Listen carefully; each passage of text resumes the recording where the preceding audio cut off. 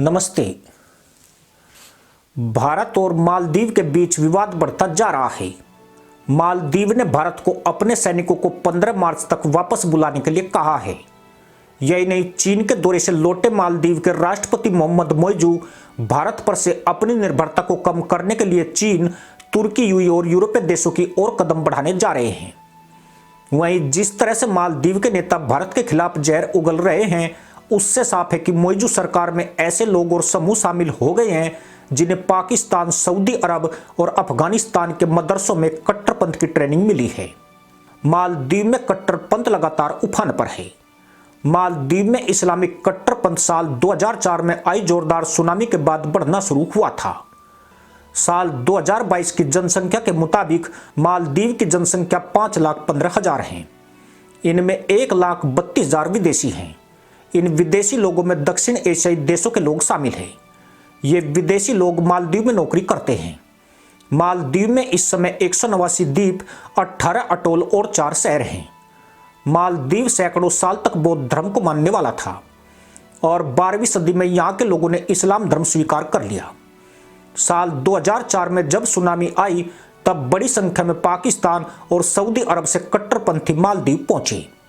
इन्होंने दावा किया था कि वे सिविल सोसाइटी के सदस्य हैं और सुनामी से प्रभावित लोगों की मदद करने के लिए पहुंचे हैं।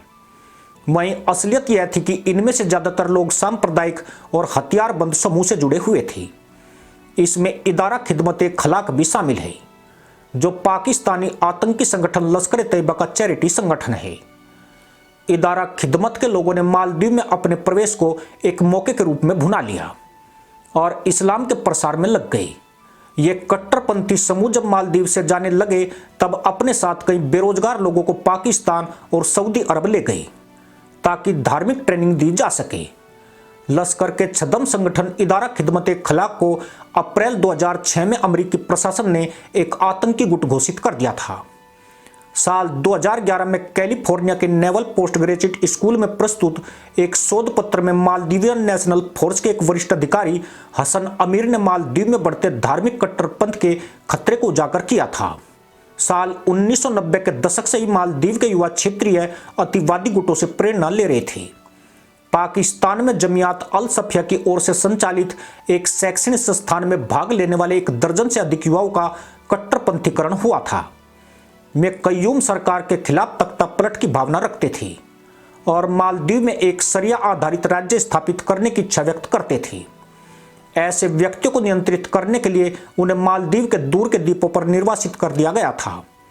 लेकिन इससे समस्या और बढ़ गई, क्योंकि वे बिना किसी कानून या व्यवस्था के डर के अपने संदेशों का प्रचार करते रहे।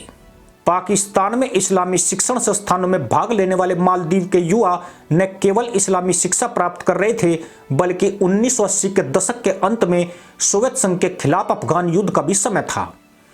पाकिस्तान के मदरसों में पढ़ने वाले मालदीव के कई युवा अफगानिस्तान पाकिस्तान सीमा क्षेत्र के विभिन्न जिहादी प्रशिक्षण शिविरों में गए थे। इसी तरह से सुनामी मालदीव के आतंकी संगठनों के लिए एक वरदान बन गई। आज ये भारत के लिए बड़ा सिरदर्द बन गए हैं।